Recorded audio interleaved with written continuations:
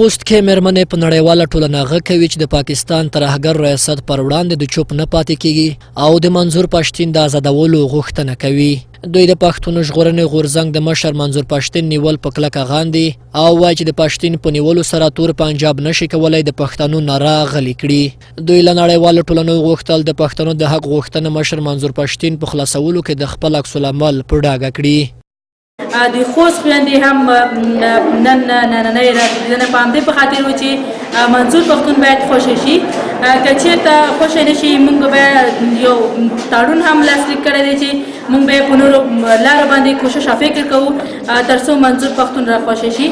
منظور پښتون هغه څوک نه و چې د خدای نخواسته په کوم بل جرم باندې نیول دی، د افغان د نوم په کلمه باندې نیولی دی، کوم جرم نه دی کړی. نو پښتانه هغه که ورونه دي که خویندې دي هغه چې د نړۍ په هر ګوټ کې اوسېږي، زموږ وینه یو ده، زموږ رسم یو دی، زموږ دستور یو دی. دلته ځینې نورې مېرمنې بیا وایي منظور پښتين حق غواړي خو پاکستان حق غوښتلو ته نه پرېږدي او د ده ملاتړي شکنجه کوي چې ښه بېلګه د ارمان لوڼې وژنه او ځینو نورو پښتنو نیول او پر دوی ظلم کول دي. دوی خپلو شعارونو کې د منظور پښتين د خلاصولو غږ کوو.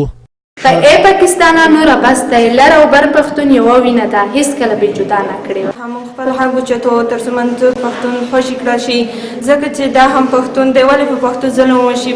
پښتون غیرت لري، قوت لري، نو په دې خاطر ځورول کېږي. څه ګناه یې کړې ده، صرف له خپل حق څخه دفاع کړې ده، نو په دې ځورول کېږي. باید په دې ونه ځورول شي. زه خپل غږ اوچتوم د ټولو خویندو په نمایندګۍ چې منظور پښتون خوشي کړل شي. دوی په وروستیو کې د یوه پرېکړه لیک په ویلو سره پر پاکستان غږ وکړ که منظور پښتين د بنده خوشی نه کړي په سرحد کې به په لویو لاریونونو لاس پورې کړي. شیرین درمان، میلمه راډیو، خوست.